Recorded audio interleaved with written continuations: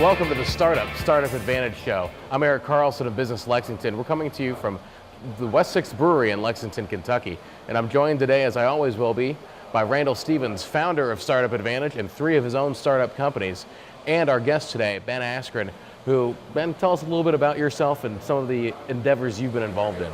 I have a long career with Lexmark. I've been there years, and a year and a half ago, I left and joined my own company. We're developing smart home app construction and engineering trades. And in addition to all that, with Randall and several other people, we all got together about 4 years ago and started this group called N.KY. And our mission is to promote Lexington as a creative and technical hub for entrepreneurs and business professionals. And that on top of the show is what we're doing here today. Randall, talk a little bit about what it is that we're here for and what the mission of Startup Advantage and N.KY has been. Well, like Ben said, we started a group called N.KY about 4 years ago. A couple years into it, back in 2010, I decided to kind of rally some other people around town who were interested specifically in tech startups, and we started a group that used to meet monthly. Now we kind of meet on demand, called Startup Advantage, and the goal of the group was to, I really have to give credit to Steve Blank, who is now teaching entrepreneurship out at Stanford, but I was consuming a lot of Steve Blank's teachings about what it meant, kind of new thinking around startups, and so a bunch of us around town decided that there was enough new knowledge coming, kind of into the marketplace of thinking about what it means to successfully be able to start and run companies, especially tech companies that are designed to scale, that we decided that we should make sure that that information was getting out. So we started with monthly meetings. We were averaging anywhere from 30 to 60 folks every month that would come out. We would have different lecturers every month. In 2011, on the success of those monthly meetings, we actually put on a full-day conference in April of 2011 and had about 150 people from the region and brought some speakers in from all over the country for that event. Was successful there. In 2012, we started experimenting with trying to make it a regional event. So we've had some events in Louisville where we were cross-pollinating entrepreneurs. A lot of the goal was, can we just really get entrepreneurs out knowing each other, talking to one another, starting with entrepreneur to entrepreneur, and then obviously trying to then mix in investor community into that. So we did that in Louisville. We actually had an event in northern Kentucky and just started trying to cross-pollinate, make it more of a regional event. What we're doing now is thinking, again, like any good startup, just keep experimenting until we see what works, what doesn't work. So the goal of the show now that of which this is the first, is can we scale this information even more? So rather than people having to physically be at a meeting, we'll still periodically have physical get-togethers like we are here tonight at West 6th, but we're going to start doing interview shows like this, getting entrepreneurs like Ben and others around the region, and capturing that, making it available to everybody, and hopefully can keep spreading as much information and news about all the things that are going on and the excitement around the entrepreneurial community. So. And obviously you believe in the critical mass of entrepreneurs to be in a space and gather together and share ideas. What about that is important to cultivating the community of entrepreneurship? Well, if you're an entrepreneur, it's probably the loneliest job on the planet. So, it's always it's a tough road when you're starting a company, and a lot of that is can you surround yourself with a support network that, not only just from just kind of keeping the spirits high. We talk a lot about people that are involved in entrepreneurship, that one of the traits of an entrepreneur is that you have to be able to stomach the extreme highs and lows, emotional highs and lows that go along with it. These things don't happen overnight. It's largely an experiment when you're trying to start something new. So there's lots of peaks and valleys that you have to go through. So a lot of the thinking is that you want to surround yourself. It's one of the reasons that a lot of people say you should also have a co-founder. And a lot of that is to be able to moderate those extreme highs and extreme lows with each other, to be able to try to even that out. I think for people that have been through it several times, like myself, as you said, I'm working on my third startup. Started my first company 20 years ago.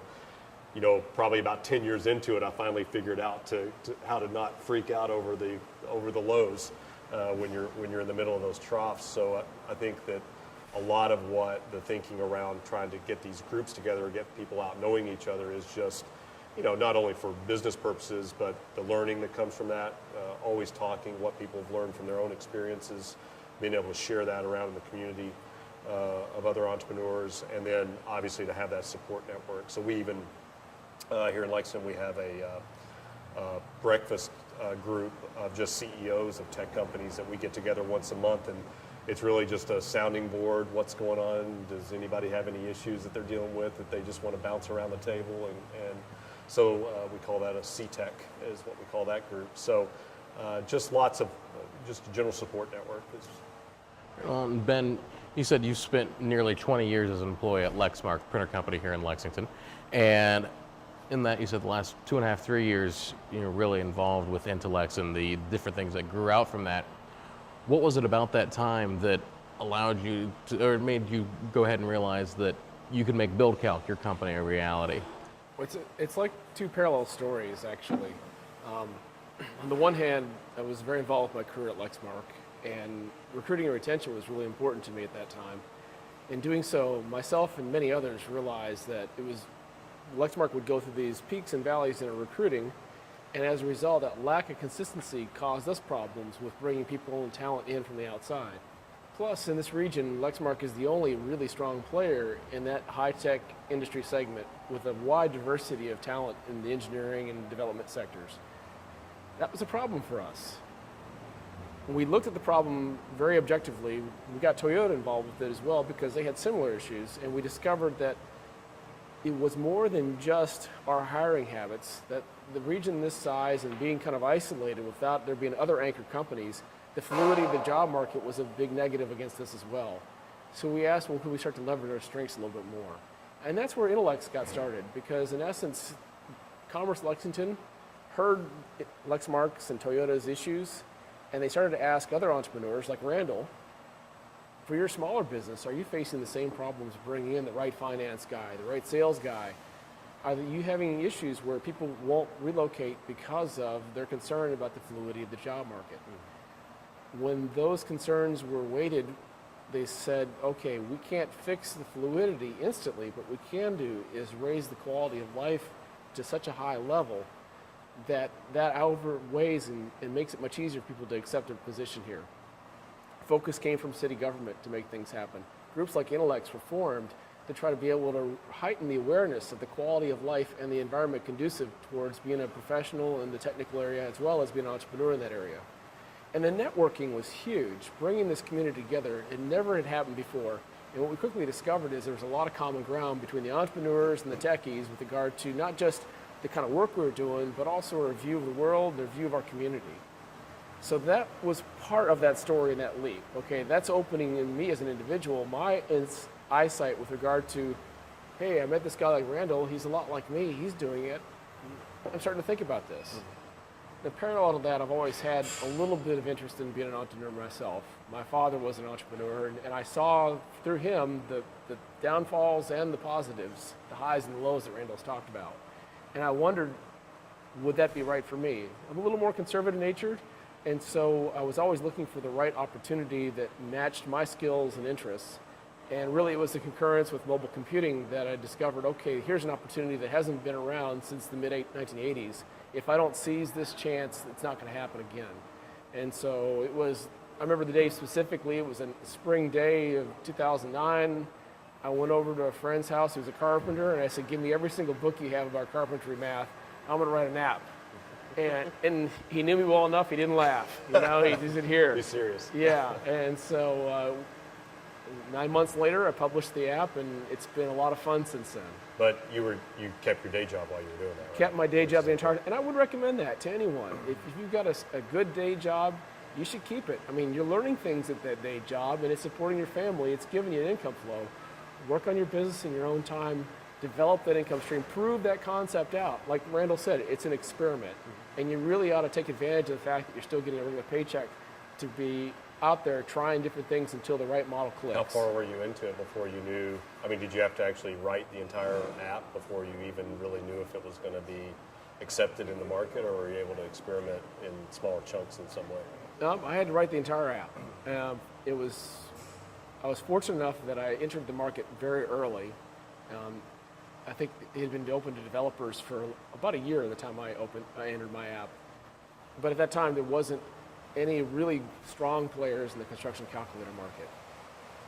Once I got the app out there, immediately people recognized the app as being something different than what was already out there. And that gained a lot of traction. So I was fortunate to have that as my main marketing tool. Right. How did having things like Intellects and Startup Advantage, these groups that you had already networked with, had already become close friends with, how did it help having that network to work with you while you were doing this project? Well, it's interesting you bring that up. I have a very personal story on that. Early on in the sales of the app, let me back up and tell you, the app itself started off as an emulator for a handheld calculator that I used quite a bit. And I really wanted that on the phone. I went so far as to even call the company up and I asked them, are you going to get into mobile apps? And at that time, I don't think they understood the question. And they said, no, we're not going to do that. So I developed the app because I wanted it. And I thought, well, if I want it, other people will too. And I was right about that. After the app had been on the market for a little over a year, I got a cease and desist letter in the mail. And it was because of the networking, the people that I had met in this community, that I was quickly not able to just get an attorney, but get an attorney who specializes in that specific type of law. And took something that would have cost me a lot of money and time and maybe wiped me out, and for a very reasonable cost was able to address the specific problem the right way in a very professional manner, and the problem went away. It was wonderful to work with that kind of talent. And that's one thing I can't emphasize enough, is the talent in this community is as strong as it is anywhere in the country if you network. So if you go out in Silicon Valley, you're going to fall into it just because the density is so thick. Here we don't have the density, but we still have the talent. Well, I think here in the next 45 minutes, we're going to see that talent in one area when people start coming here for our event at West 6th. What was it that, obviously hearing Ben's story, these are things that happened because of the work that you guys were able to do a few years ago to get this group growing, to do things like the April 2010 April Is Month, and getting the city to help recognize what type of talent we have in town.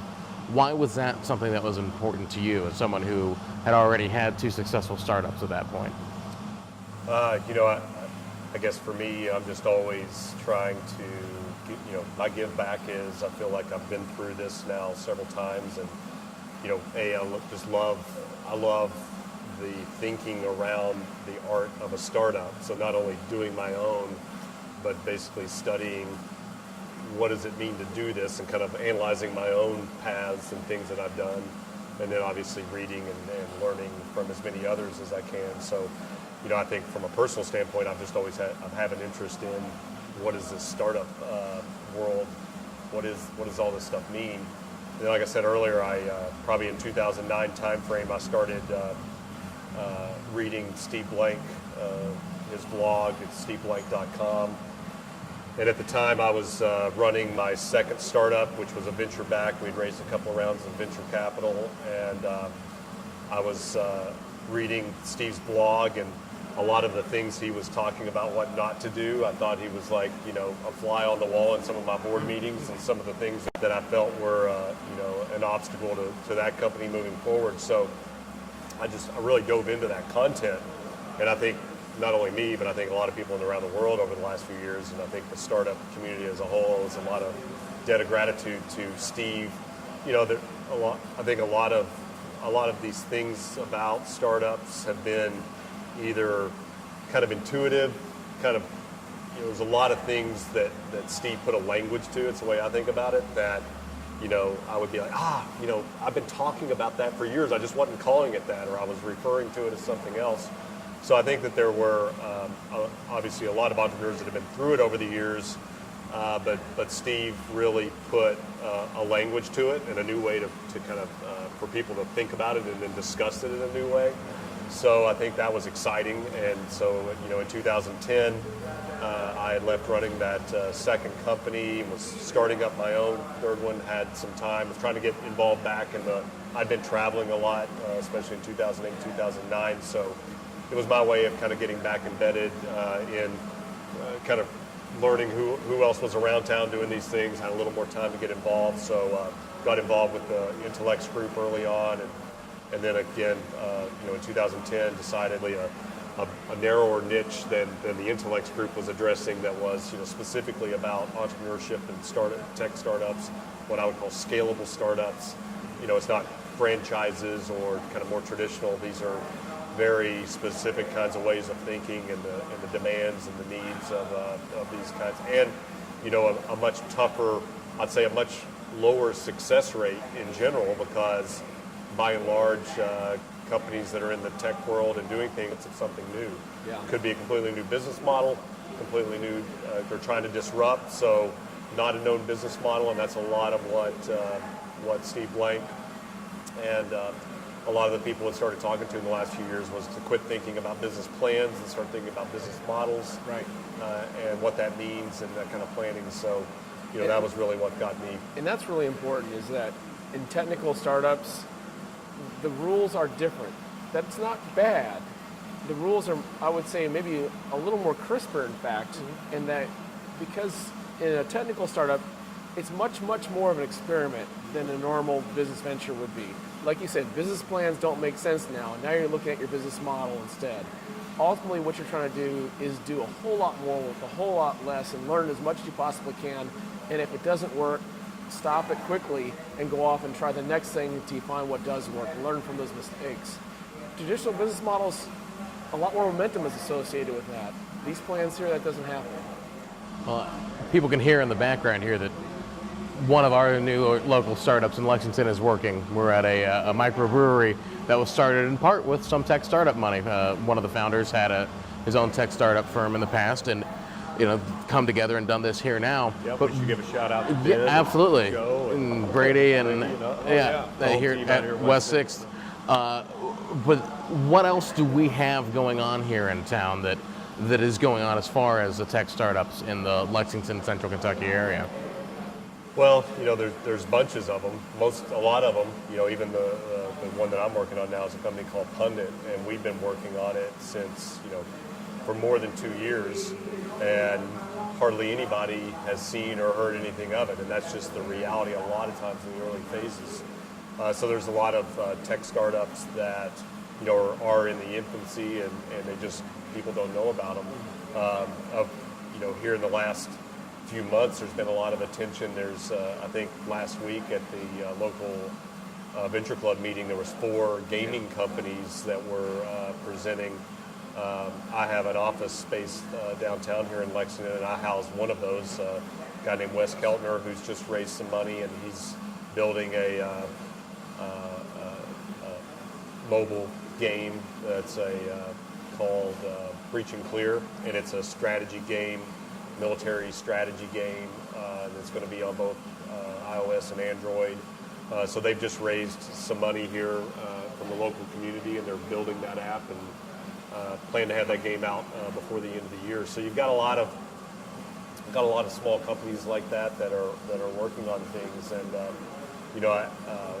I'd probably be remiss if I didn't give the shout out to we had a huge software success story here in town.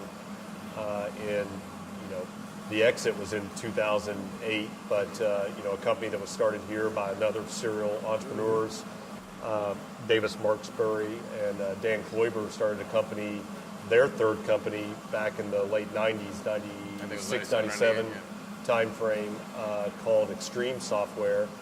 And it was a business to business. They ended up selling that company for hundreds of millions of dollars, in 2008 to Hewlett Packard. So we now have Hewlett Packard has a presence here in Fayette County. A lot of that team that still has its intact and present here, that's working in the document management space. But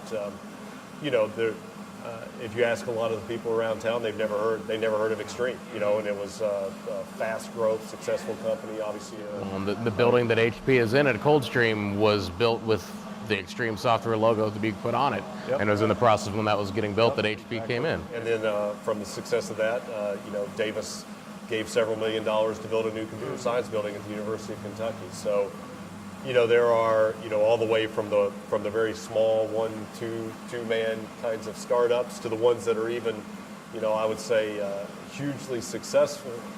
People still don't necessarily hear or know about them, and that's part of what we're trying to do with the groups like the Intellects and the Startup Advantage is to give a little more visibility as a whole to that group, and so that it's hard to point at any one because they usually don't employ hundreds of people generally. They're kind of they may be developing products like BuildCalc. I'm sure you probably do have some customers here, but by and large, it's not like you have a storefront and the high visibility. Right.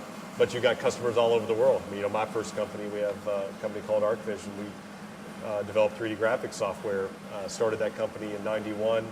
Got into the software business in the late '90s. We have customers in 120 countries around the world. So half our revenue comes from outside the U.S. So it's it's one of those things where when you're in the software business, particularly, you usually, and especially if you're in a scaling business, the whole world is your customer. Mm-hmm. So you tend to not have a lot of visibility necessarily in the local community because you don't have a storefront. You're not necessarily your customers aren't necessarily here.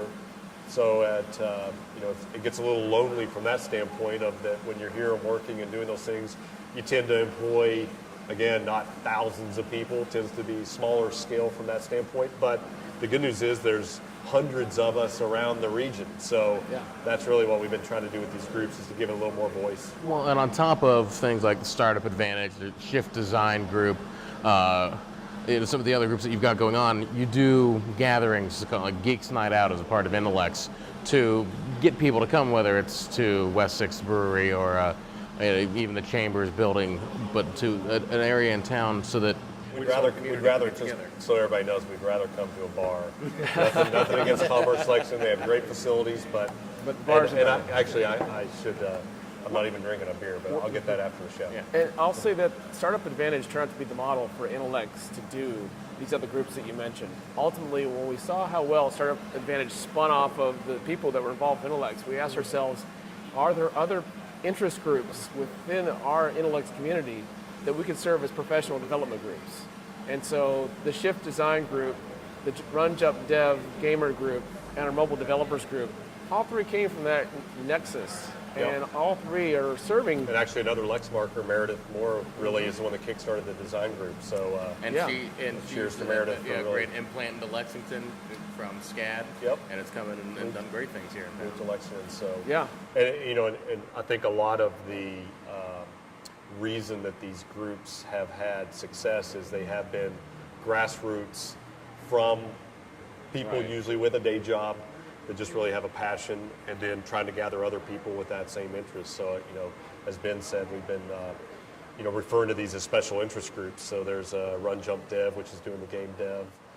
There's a Mobile Developers Group. And Run Jump Dev, I'll say that they're not solely responsible for this renaissance of gaming in Lexington, but of the four companies that were at Venture Club, all four of them are involved with Run Jump Dev, and two of them were involved with the creation of that group. Mm-hmm. So it really is important to spreading the gospel of gaming as a way to be in a career here in this community. Yeah. What have you found about the venture community in town? Obviously, it's something that's been around for a while, but they seem to be really taking hold and understanding where the value is in this. Boy, you should ask that one to Randall. Well, I'd say that there is no venture presence here in Lexington. Not in the classic definition. Right. That scale is larger than what. There's an angel network. Mm-hmm. There's a Bluegrass Angels group, which has made several investments over the last few years, and they've raised. And they have a genuine interest, I think, towards the kind of work we're doing. And they're coming up to speed as to what does that mean as an investor. And it's clearly new for them. Yeah, and it's, I think the challenge is that, in anything that you're investing in, you hope that somebody has some insight or knowledge, and I think that's the challenge, is that as we have, while we're a small community, we have a lot of varied people with varied interests. to be able to have enough critical mass that you've got enough expertise to vet the investments, to be able to make sure that in the end you want to have people making strong investments in things and having good payback, and that's just healthy for the whole community. So I think it's getting healthier. I think my knowledge of the Bluegrass Angel Group, which I think they raised that fund in 2005. Yeah. Does that sound right? That sounds right. And I think they just raised or are in the process of maybe raising another fund through that group. But they've made a couple dozen investments over the last 6-7 years. But just like any investment group, you're going to have some that are successes, others that aren't, and that's just part of playing that game. So I think the way I would characterize the community is we're kind of all growing at the same time. We're trying to get the entrepreneurial community out.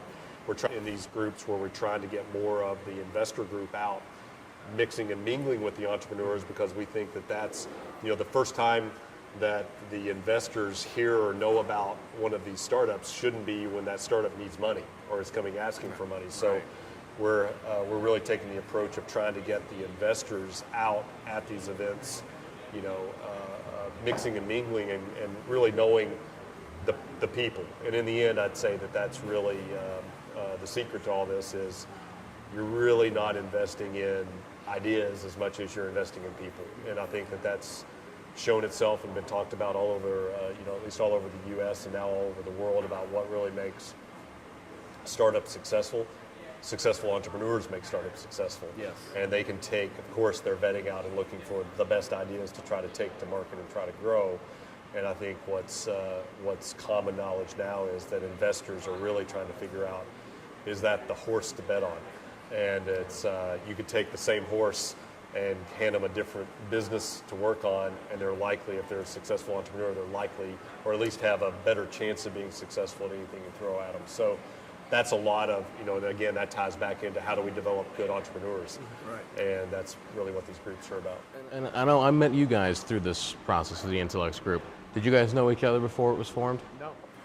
Well, that's not true. We knew each other in college, actually. College, yeah. Well, I had a drunk fraternity brother who had a bad habit of going over to their house in the middle of dinner time and making an ass of himself.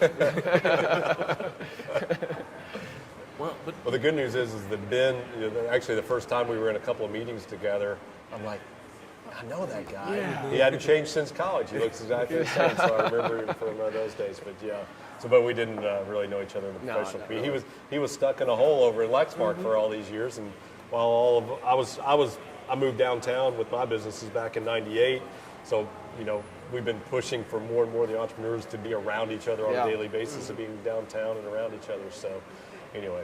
Well, what did it mean then to be able to talk to someone like Randall when you were going through your process, when you were hit with a cease and desist order? Oh crap, what do I do now? To have people that not only have been through trials and tribulations in entrepreneurism, but that you actually know. And talk to Will, right? Well, yeah, actually, when I got that letter, I called 5 people. Randall was the first one, and I had questions very pointed, like, all right, this is the issue. Who's the best person to talk to? I've had 3 or 4. Don't worry about it. Again, it's that, do you freak out, or is it like, what's the level of freak out that you should have? Yeah, and I was freaking out. So it definitely threw me for a loop. But it was within 24 hours after talking to Randall and Will, they talked me down. And I was prepared. Put it in perspective. Right? Yeah, it helped a lot. Not that it's not serious, but you just have to. Right. What do you do? How do you approach it? This isn't the end of the world, or it shouldn't be. Yeah. Anybody can file a cease and desist. That should be the. Yeah. Speaking of which, expect yours in the mail later today. Well, as much as you enjoy doing your startup work, you seem to really have enjoyed being, for lack of a better word, a mentor for people that have been going through a lot of this themselves. What's been some of your favorite things about being a part of Intellect's Startup Advantage to work with cultivating Lexington's burgeoning entrepreneur community? Yeah, I think, I actually graduated with a degree in architecture from UK and started my first company right out of school, but I also started teaching part-time. So I did that from 91 until 2007, just one class night, never, I I claimed that I never attended any meetings, which was the way I wanted it. That's not true. In the early days I did, but I figured out that wasn't. I just showed up, did my class once a week, but I did that for years, and I did that by and large, not only stay fresh in front of the students, but to keep my own chops kind of fresh and keep up with things. And I think in the end, I just like teaching. I like, as I learn things, I like to be able to pass it on. So I think as got involved in the Intellects and now the Startup Advantage, it's just kind of the teacher in me. I like to get people together, and if I probably like to talk too much, so anybody that will stand around and listen to me, then it's my outlet. So.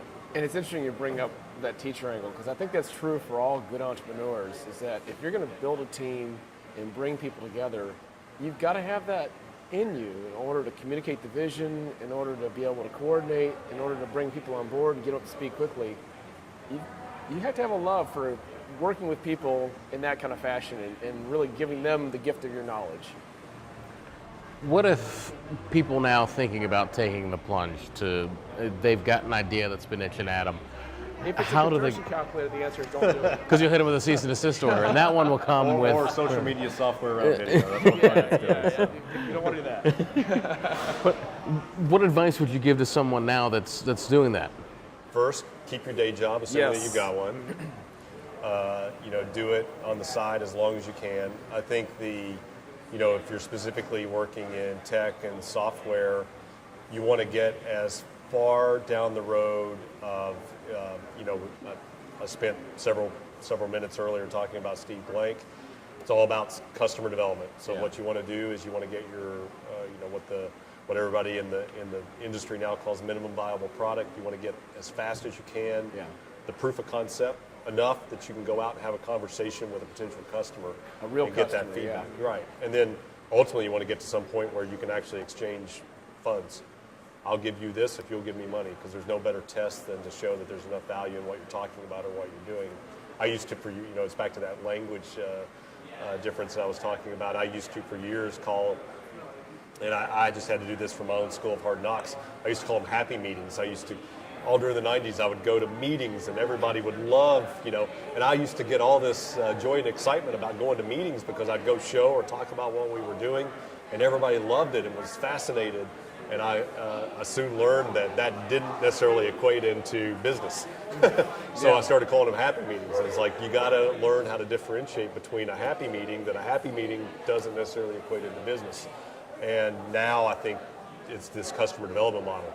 You've got to get it out there, and you've got to show that somebody's actually willing not only to say that that's great, but are they willing to actually pay for it or part with their funds. So you've got to, as fast as you can, hone in on that and target in on that. And I think, to me, what a lot of this boils down to, I call it stay in the game. The goal is when you've got an idea and you're going to start it, can you stay in the game long enough? Can you iterate fast enough to figure out what's going to work? And that you may meander in directions, and you're really just trying to feel your way around what's going to work and what is the market. And usually where you start and where you think you're going to go is completely different than where you end up. And the trick is can you iterate through enough of those cycles to stay in the game before you run out of time, interest, or money if you're now depending on making your living from this. So it's not for the faint of heart. It takes a lot of energy, and that's why I think it's not everybody's not cut out for it. And that's another reason why we like to get these groups out is, if you're sit down and really understand what this stuff means, and if you're not cut out for it, it's okay, because it's slaughter. You really have to have your heart into it when you dive into this stuff. It's not easy. So. Where can someone go that may want to take part in the Shift Design group, Run Jump Dev group, or the Mobile Development group, or even come out to a Geeks Night Out? I would say the Intellects, IN2LEX.com, and then there's a Facebook page for Intellects. LinkedIn page as well. There's a LinkedIn for that as well, and it tends to aggregate a lot of this, community calendar information about all this stuff's going on. Yeah, we got a Twitter feed even. We just launched I hear that's going to take off one day. It's going to be bigger than Friendster, I think. We just launched a Startup Advantage. We've got a new Facebook page. In fact, these shows that we're now recording are going to end up being housed there, and we're We're actually going to be testing my company's new software pundit for new ways to interact with its content. So, lots of Facebook pages and standalone websites, but the Intellects is probably the place to go get the feed for all those, and then they each have their own sites and pages. Well, great. Well, gentlemen, I think it's time for us We're gonna to call this a wrap? Yeah, I think we need to go thank the guys from West 6 by purchasing some of their beer and start our next event here tonight. So, that's we've great. got a list of about Eric and I put together a list. We've got 50 people that we want to the hot list to do these interviews with, and so 50 more episodes. No shortage of people. But thanks Ben, so for much being Thank here. you, gentlemen. Sorry I got an empty glass, but cheers anyway to the first one in the can. Thanks, guys.